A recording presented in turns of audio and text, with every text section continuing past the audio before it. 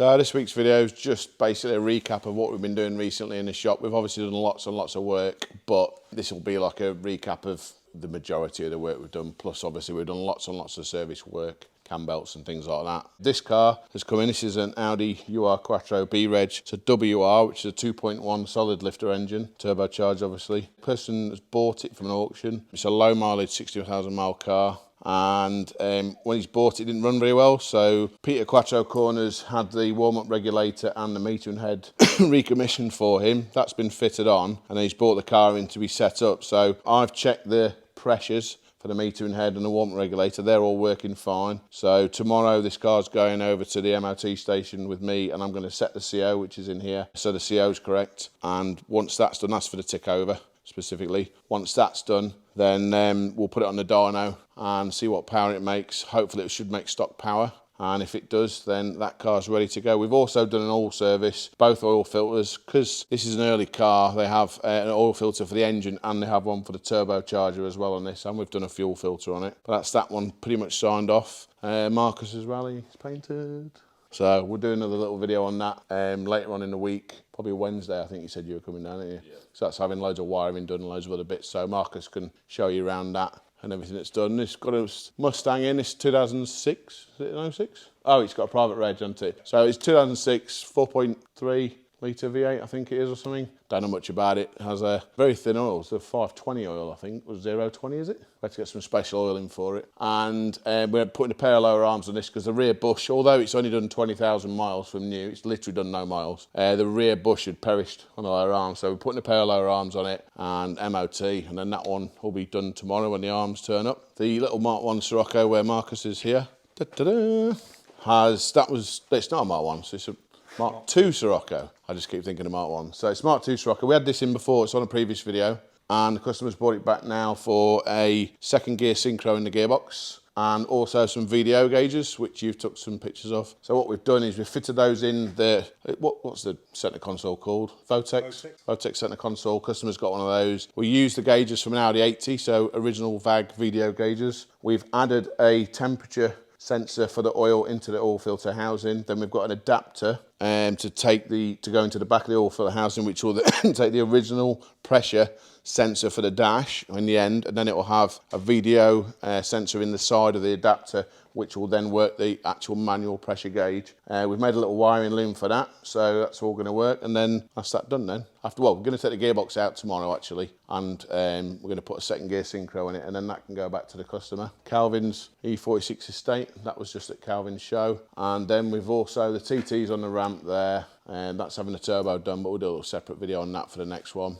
We've done, what else have we done? So we did Jason's Mark 7.5 Golf, that was a service, MOT, and then we did a set of racing line front brakes on that. Had the 380mm kit, I think it was. Then we did GTD, just had some brakes in it. That was the white one, I think, on the video. Local customer that comes in, we had Tan-Up's member of staff with the A4. That had all new brakes on it, didn't it? That was done. What else? I've got a list in my pocket. Oh, the black RS6. So that came in with a gearbox fault. So the customer managed to get a second-hand box for that, and we took the box out, replaced all the gearbox bolts in the bell housing because they have an aluminium bolt all the way around. All new gear oil in, didn't we? That was that one. We also had a G80 M3. That came in for front brakes because it had a brake wobble and squeal, so we put all genuine new brakes on that. We had, Calvin's white Golf R that he bought, the Minter. So that had discs, pads, shockers, water pump. no cam belt. Yeah, I had a water pump thermostat on the front. Yeah, that needed loads of work. That was a nightmare. That was a bad buy, but it's turned out to be a nice car. And then we've done this Golf R for Tim. That's had a new rear carpet section in the back, so that was all broke. Have you got the keys to this, haven't you? So if you want to come round, and I'll show you what we did with that. So if you look inside, it's now got a virtual dash in it. So virtual dash, brand new, correct mileage. We've also put in a Highline MMI unit. So that's an MIB 2.5, and it's got the 9.2 inch touchscreen on there. So we've also added in, when you press the menu button, We've added in, it's got the air care. It's also got a full display for all the heater controls, but we've added a front screen in as well. So we bought a comfort front screen, which is heated. So we've wired that into the J519, put some relays and fuses in the main fuse box in the engine bay where it goes. And then that now has a heated front screen and it all works off the touch screen on the dash. So that was added in. We've changed these heater controls here for a later version because the early version doesn't allow the heated front screen, doesn't have the option. So that was done. And this now has Apple CarPlay, Android, all enabled in the car. Because this is an Australian car, although it was never exported to Australia, it was made for Australia, but it never got exported. So it doesn't have DAB, so we've got to add a DAB aerial in, which is on its way. But to add it in properly, we'd have to run a cable to the back, put an amplifier in and replace the rear screen, because the DAB is in the rear screen. So we're going to put a normal DAB aerial. I'm going to hide it up in the top of the roof line in here. A normal DAB aerial is 20 quid. To put the proper DAB aerial wiring in, the amplifier and the rear screen is about 700 quid.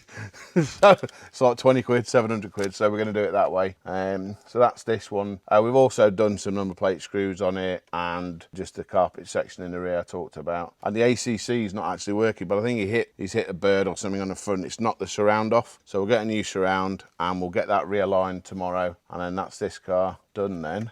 So we also had a B5 S4 in Nagaro blue, a 99 car, so a pre-facelift. And that needed quite a lot of work when it came in, so we replaced the DVs because there's some forged ones on there which weren't working right, so we put stock DVs back on it. We also did a cam belt and a water pump on it, so you have to take the whole front off to do that. It had 3 broken springs. One spring was broken into about 6 pieces, so the car looked like it was basically on air and aired out. It was just so low. So we managed to get some eyeback springs for that. So we replaced those, and we did discs and pads all around as well. And because the car's never been driven. The guy's had the car since 2012 or something like that, so he's had it a very long time. It's quite a low mileage car.